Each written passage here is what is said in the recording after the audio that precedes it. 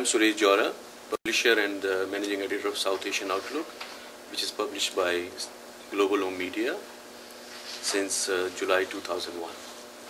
Our guest today is Mr. Wajiid Khan, who was elected as Member of Parliament from the riding of Mississauga Streetsville on June 28, 2004. Since that time, Wajiid has focused much of his energy on the promotion of trade, environmental issues and public transit. To name a few of his achievements, he has served on the parliamentary committees and also on the chaired two of the caucus committees. Mr. Wajiid, welcome to South Asian Outlook on Web TV. Thank you very much. Pleasure being here. Mr. Wajiid, when did you migrate to Canada and why? Well, that's a very good question. I came to Canada in 1974, actually, and the reason I came here was very simple. My wife is a physician. I was in the Pakistan Air Force, and when we decided to go and leave Pakistan and migrate abroad, we had to look at several factors. One factor was which country we go to and what kind of a country it should be. Take Europe or United States, they're already they're a solid state countries. What we found about Canada was that this is a country which is in a constant state of evolution. Here when you come, you can be part of it, you can grow with it, you bring the energy which every wave of immigration brings to propel this country forward. So that I found very exciting, and that's why I came to Canada. It's interesting. What did you do after coming to Canada? Well, just like anybody else who comes to Canada, since I was a fighter pilot, and I did my Canadian commercial pilot's license in 1975. And since there were not too many jobs available at that time, so I changed my career and got into the automobile business. That's interesting. From fighter pilot to automobile. And then I ended up being a president and CEO of one of the dealerships. I see. How did you get into politics with all that? Well, when you achieve success in your business life and you enjoy the social programs that this country has to offer, which are the envy of the world, and with the success I feel it becomes a responsibility to share the experience of your successes and failures and try and help others achieve a similar success. So I was involved in many community activities of all different backgrounds, and I felt it's time that I could do more for my country. And I ran for politics, not to look for a job, but to do a job. Did you have any political background in Pakistan?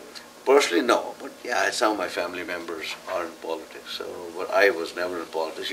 Back home, when you're in the armed forces, you can't participate in politics.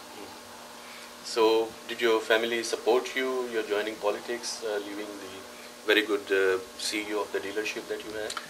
All the sacrifice is really made by the family, because you have no time at home. You're away from your children, your wife, and I, as a matter of fact, have hardly has any time to go to my business, because I just don't have any time. Monday to Friday, pretty much, or Monday to Thursday in Ottawa. And outside that, I have traveled internationally. As I'm just talking to you before the interview, that I visited India and Pakistan. India with the Prime Minister of Canada, and Pakistan with the Speaker of the National Assembly. And we've exchanged some views, both the countries. And then I have traveled the country because my passion is to travel across this country. And I believe that Canada has built a tremendous potential. It has got a tremendous respect. And that has to be translated into something. What is that something? Is our values. We must sell our values abroad to improve life. It's about quality of life issues. And we can do so much as a nation. And that's why I joined politics, because I believed in Paul Martin's vision of internationalism, engagement. And as I said, even our businesses. I've opened many doors for our businesses. Canadian businesses are welcomed wherever we want to go.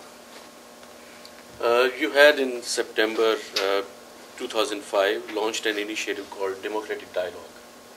What was the purpose of it, and what was it about? Well, the Democratic Dialogue was, when I ran in the last election, I said the message must go from Mississauga Streetsville, from my riding to Ottawa, and not the other way around. I did not stop going door to door. I also held many coffee chat. They were well advertised in the Mississauga News, so people could come, speak to me. I would understand what issues are important to them. Then I brought the key ministers into the riding. Environment Minister, Mr. Dion. As a matter of fact, I even invited the local environmental people and the candidate from the Green Party. I see. Idea is to work together and build a better community. And then infrastructure and transportation is important. So I arranged a meeting between the Mayor of Mississauga and John Godfrey, the Minister for Infrastructure. And I have lobbied for infrastructure and transportation here. Seniors, we have many seniors in here, and the seniors built this country, and we owe them the respect and the dignity that they deserve. So I've been lobbying for that and brought Minister Ayano, Tony Ayano, into this, to meet with the seniors. And then public health, you name it, I brought him here. Key ministers have been here, international trade, health minister, Mr. Wajiid Dosanjh, Jim Peterson, Ken Dryden for children, because we have many young families in this constituency. And the childcare program was discussed here at a great length. And I think never in Mississauga, at least, so many cabinet ministers, so much of government has been brought to the riding. And I think I'm very proud of that. So this was an open door policy, and you also try to involve the federal and local politicians in this. Absolutely, because that's what is so good about this government is cooperative federalism.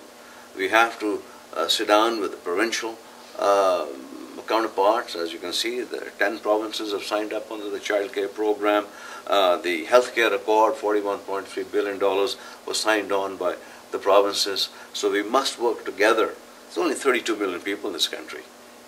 Difficult geography, small population, and it has to work together with federal, provincial, and municipal. When we talk about municipalities, look at the amount of money that has been given to municipalities by waiving the GST, which is about $7 billion, and then the gas tax, another $5 billion. Is that enough? Perhaps not. Can we do more? Absolutely. How far you have succeeded in taking the concern of your riding to Ottawa?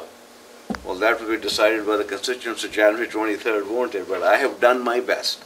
I have met with them. I've been out there. In my office is a very, very busy office. And this is a very, very interesting riding. It's a great riding because we have people from all over the world, and I've engaged with them, and they have ideas, and we sit down and exchange those ideas. I'm forming 2 or 3 different roundtables from business, from social programs and environment. So we can meet on a regular basis, perhaps every 3 to 6 months, go through 2 or 3 meetings with each of the people, or each of the groups, and some teachers, so that we can take the policies, evolution of policies from Mississauga Streetsville, and some of our ideas must be part of the government, and I'm sure the government will be very appreciative. And what are your priorities in case you are re-elected, as you hope you will be? Well, once I'm re-elected, I will continue to build on the relationships that I've developed with my constituents. I will build on the framework that we're given. As I just said, that we have several groups of people who are interested in engaging. We'll have the round tables. I'll bring the decision makers to the riding. And internationally, I think because of my business background and my vast contacts across the globe, I would be able to help our businesses, our community, because Mississauga Streetsville has a tremendous amount of business in here. We have, I think, over 50 Fortune 500 companies. We have the pharma cluster here, and we have all kinds of companies, 21 defense manufacturers. So this is a business riding. This is the economic hub of Ontario and therefore Canada, and somebody who runs in this riding must be able to open doors for them, level the playing field. And just a small example is that for the couple of companies in this riding, they have received in excess of $10 million R&D. So that's for somebody like me, who was elected the first time in a matter of 15, 16, 17 months, to do all that, I think is not too shabby. So that goes to your credit that you were able to arrange that sort of R&D financing? Well, absolutely. When the companies apply, then you look at the papers, you talk to the we pushed for those issues, and they were very, very good issues.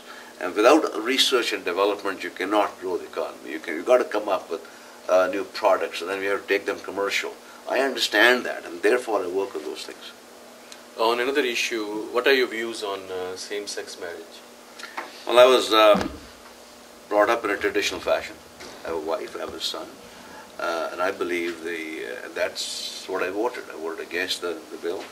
And it's not because I discriminate. I still believe that the marriage is between one man and one woman. And don't you think this goes against the Charter of Rights and Freedoms? I believe, well, you can have your interpretations. Perhaps your vote itself, I mean, not the same-sex marriage, but the vote that you did. Well, I voted my conscience. That's interesting. Looking at another point that we have about the guns and violence, the criminal system here, the justice system here, what would you say? Is it good enough to deal with the victims or it protects only the criminals? I think first of all I want to make a comment that which I met a constituent and I agreed with the lady. She said that we should not politicize the tragedies of the 4 RCMP officers which the opposition keeps harping upon. Those are tragic instances. What we must look at is how we can bring about a change. You can build jails all across the country, it will not help. The legislation was on the table for increasing sentences, minimum sentences, but the election was called, so that was left on the table. However, I believe that we have to take a different approach. It has to be we have to invest in communities. These investments were taken out by the Harris government, as you know. Cutbacks on the education programs, cutbacks on the healthcare programs, cutback on the community work. I'll give you an example.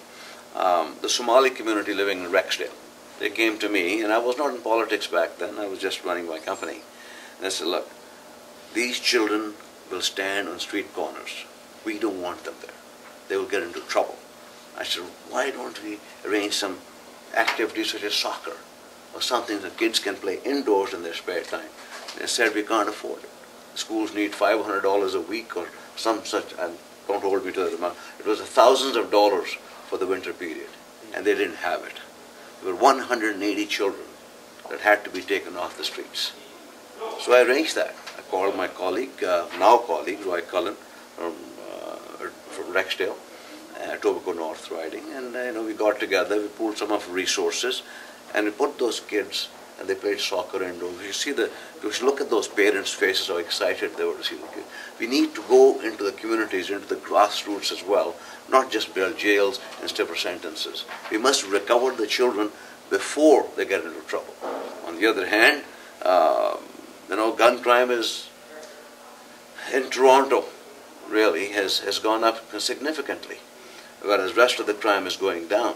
And we have that we must support our police forces, we must have some visible presences, and we must invest.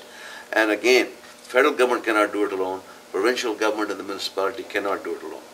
All three of them have to work together. Like the example right now, Mr. Martin, Mr. McGinty, and David Miller, they're working on these together, and I'm hopeful there'll be some good results. You're right. What's true about you said about the Somali community, I think, is true for every other community also. Yeah, absolutely. Now, you did mention about Harris cutting a lot of childcare programs and other programs which were good for the common man. Yes, sir. But don't you think it was the effect of Paul Martin as finance minister? He was he reduced the payments from the provinces and all? It was the effect of Brian Mulroney. You should go back a little bit. Paul Martin did not have a choice. You were left with $42 billion deficit each and every year. The cumulative debt of this country was over $600 billion, and your debt to service ratio was almost 70%. The country was going bankrupt. The Wall Street Journal called it a third world country. Those cuts were made, they were necessary, and therefore we have been investing in the programs. But it was a bad management of the Harris government. Left us with a $6 billion deficit, confrontation with the teachers all the time. Harris had the ability to do it. He didn't want to do it because all he believed was in tax cuts and supporting large corporations. He did not understand it is the small to medium-sized businesses and families and communities that make a safer Ontario. Well, last night in the debate that we had, Paul Martin said that he would make it sure that if he becomes the Prime Minister, he would drop the override of the Constitution clause. What do you think about that? Well, I haven't had much time. This was dropped over in last night's debate. The notwithstanding clause. I guess Mr. Martin is concerned that notwithstanding clause must not be used. For the reason why he said that was that the judges and the courts should be able to make decisions and not parliamentarians should be overriding the thing. And I haven't had much time to look at that yet. But as Stephen Harper said, that this is like in the midst of the campaign, he's talking about this, he never talked about it before that. Well, I guess the Prime Minister wants to see where Harper stands. And Harper has never come across clearly as to whether he should or he should not. I'm not running for Prime Minister. Mr. Harper is. He should make his position clear. What's your view on the problems that we have between the provinces and the federal government? Well, especially on healthcare. Well, we don't have a problem with healthcare. The provinces sat down, all the provinces. Mr. McGuinty chaired that meeting, and they made a deal with the Prime Minister. We invested $41.3 billion into the healthcare system. We defend I particularly, and the Prime Minister, we want to defend, and Ujjwal Dosanjh has said several times that we defend the Canada Health Act. Just let me give you an example. Mr. Harper says to the provinces that the federal government has no business being engaged in the provinces. We should experiment with the private system. We don't need to experiment with anything. All we have to do is look down south to the American system and you will find the answers. You don't see any children getting ill and the parents going bankrupt because of that. Our health system is a good system. It takes care of people. The benchmarks were coming in down December 31st to reduce the wait times. We're moving in the right direction, and I believe we must protect the Canada Health Act. In October last year, you were appointed to go to Pakistan in the earthquake region. What did you see and what did you think you achieved? I did not go to Pakistan in October. As a matter of fact, I was there 2 weeks prior to the earthquake in Pakistan. And at that time, we took the Deputy Prime Minister of Canada to Pakistan on broader issues, on bilateral issues, and also to introduce her to the region. And she had government-to-government meetings, broader issues of security, etc. But I tell you, that region is devastated. The Prime Minister gave me that file because I understand that region.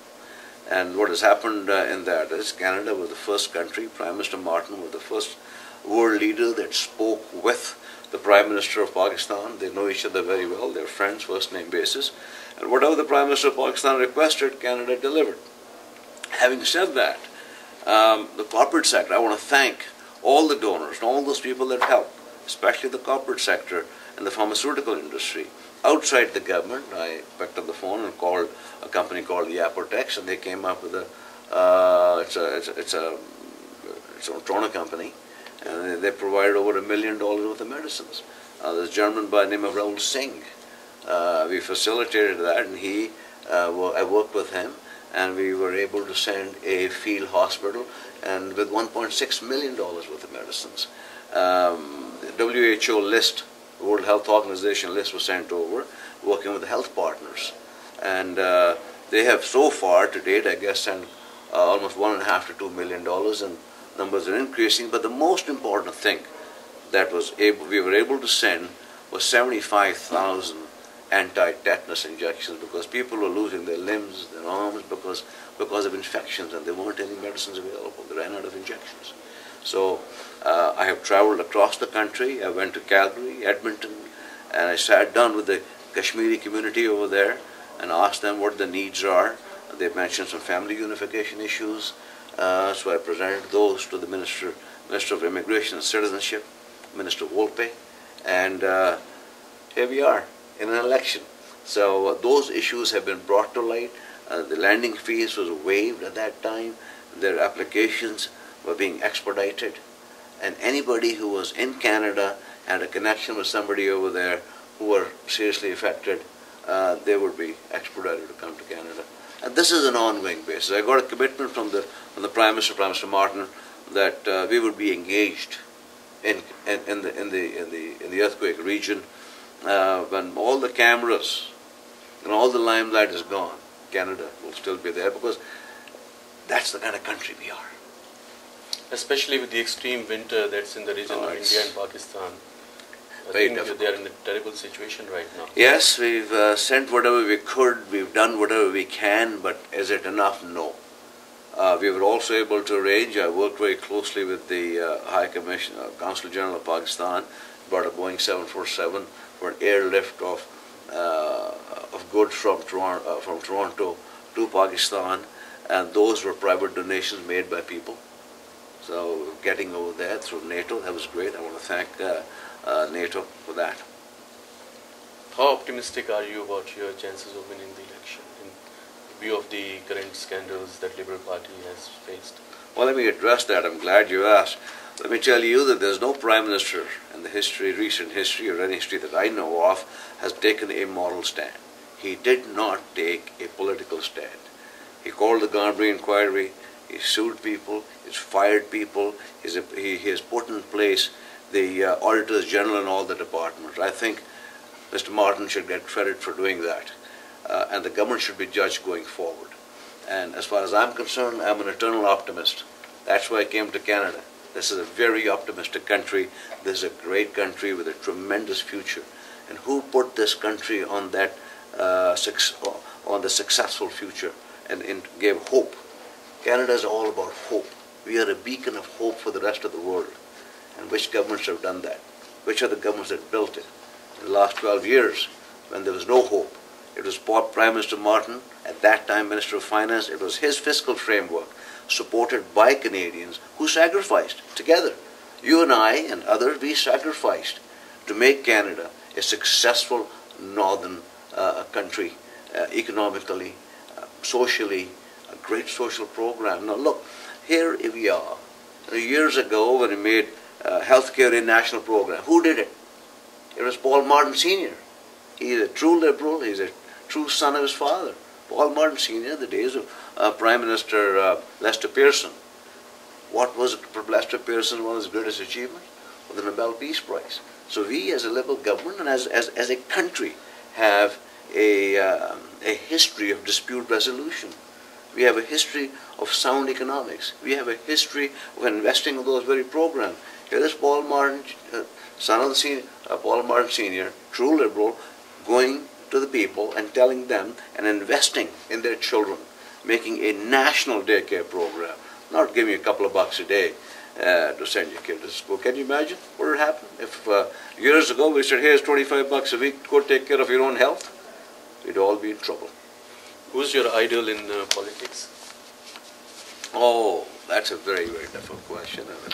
I think Martin Sr., I have a lot of respect, probably one of the three great Canadians. Pierre Trudeau was the one that brought me to this country, because I was reading his book. I was a prisoner of war in India in 1971. That's interesting. Yeah, yes, and I tell you, and then it was also very interesting that Field Marshal Manik Shaw, who was the Field Marshal of the Indian Armed Forces, he flew me back to Pakistan in his private jet. And the reason I bring that up is there is so much caring and respect at the community level, to the people level. When I went to India last time with Prime Minister Martin, I met the Prime Minister of India, I met the previous Prime Minister of India, and the government, Indian government.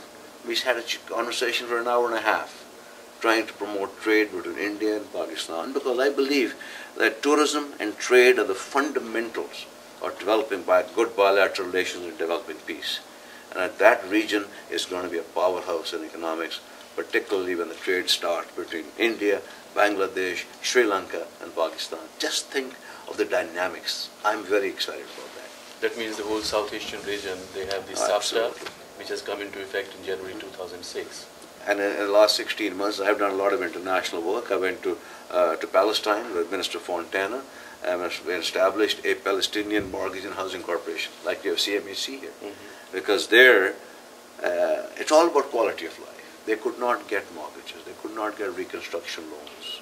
What CMHC does, it takes the risk away and makes the banks lend their money. So they'll help their economy. I also went to Israel, talked to the Israeli government. So, you know, okay, think about it for a second.